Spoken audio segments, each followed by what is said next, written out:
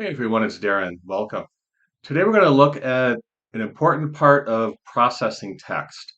Uh, First, what is text? And this is really at the base. In English and in, well, most other languages that we're familiar with, probably, uh, we use a bicameral script made up of both majuscule and minuscule letters. What? You didn't know that?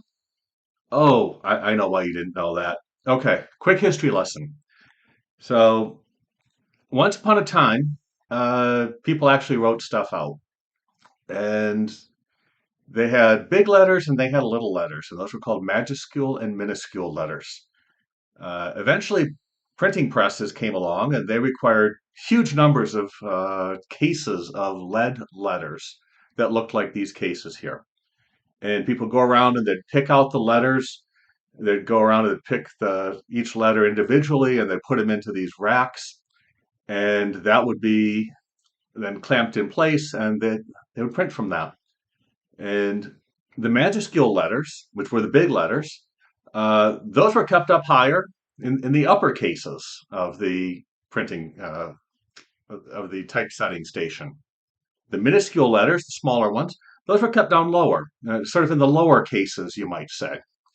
And eventually, uh, due to printers and just everyone started calling them that, into the majuscule letters, we started talking about uppercase letters.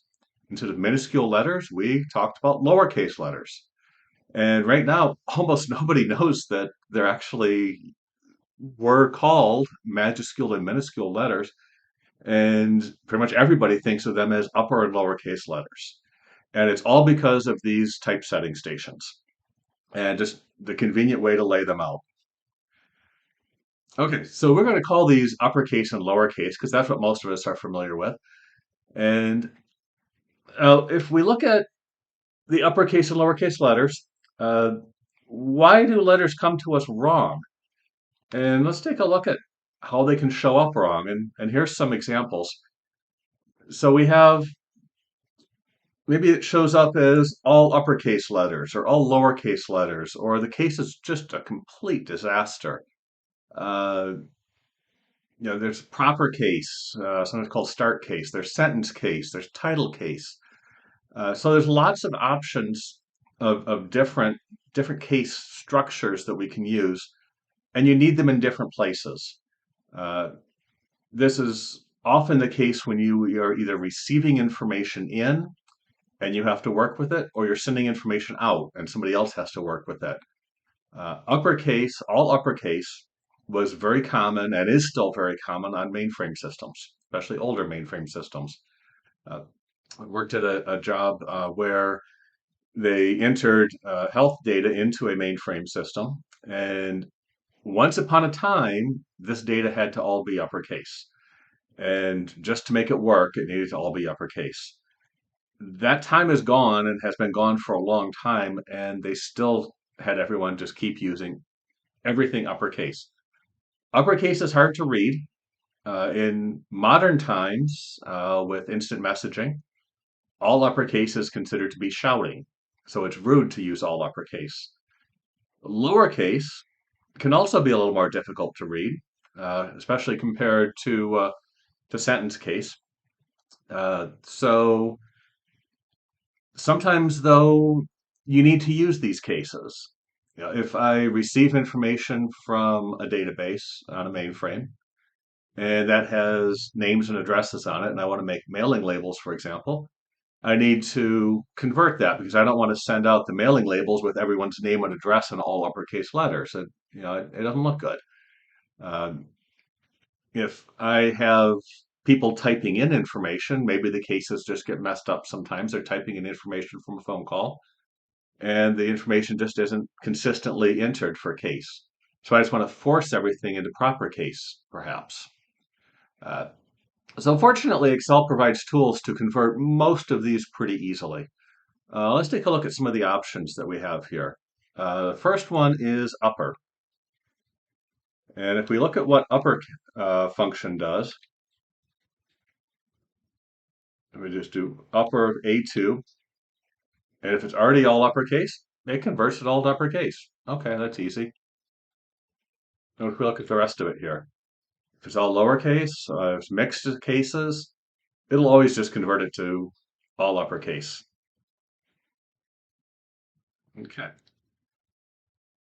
let's shrink this down a little bit so we can see what's going on here. What if we need to go the other way? Lowercase. Okay, equals lower A2. And see, that just converts everything to lowercase. No matter what case it was, now it's lowercase. Okay, what else can we do? Well, there's one called proper case. So if we do proper A2, see what this does is it converts the first letter of each word. No matter what the word is, the first letter of the word is turned into uppercase. All the other letters of the word are made lowercase. Now, this is pretty good for titles. And if you compare it to title case down here, uh, nowadays the word is would not be capitalized historically. But if you look at a lot of titles on systems now, a lot of times it's capitalized. Words like is, the, a, and, or, those kinds of like real short, just connective sorts of words. Those were not capitalized historically in titles, and a lot of times you'll see them capitalized now, and that's because the systems, a lot of times it's the automated typesetting systems, just convert to proper case.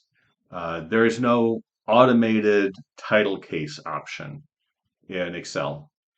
And unfortunately, there's also no automated sentence case function in Excel. So what do you do if you want sentence case? You sort of have a couple of pieces. You have your first character, and then you have everything else.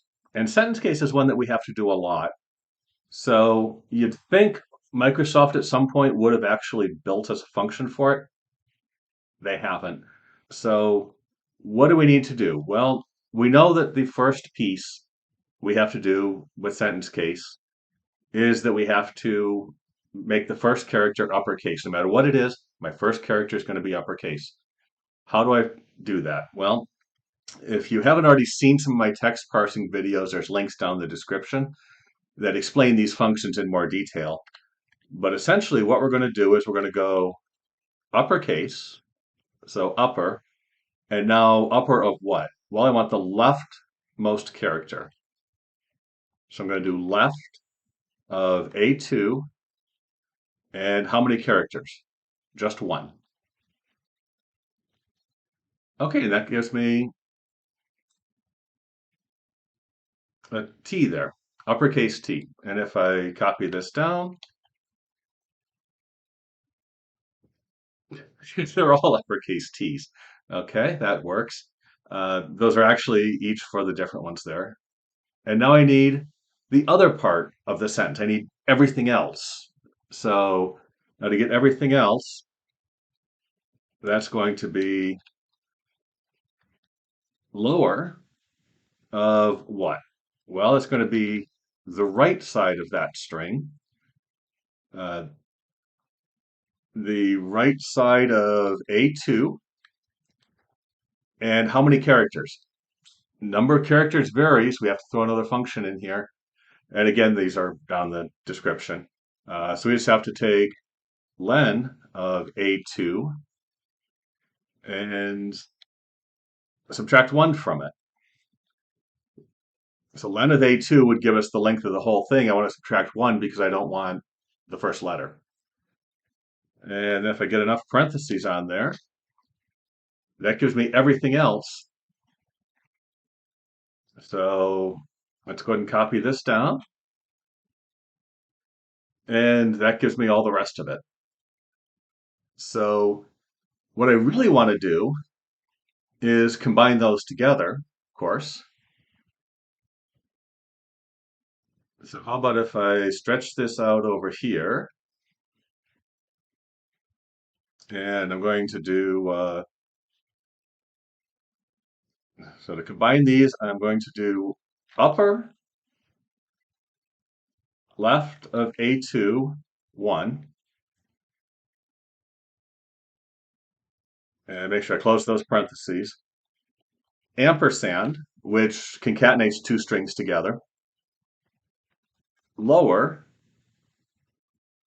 right A2, len A2, close that parentheses, minus 1, close that one, which is the right parentheses, close that one, which is the lower one.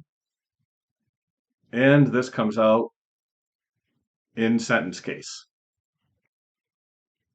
And I can copy that down, and no matter how messed up my case was at the beginning, that works everywhere. Uh, it sounds a little weird if you've done much text parsing. This is not odd at all. You wind up doing this sort of thing all the time when you're doing text parsing.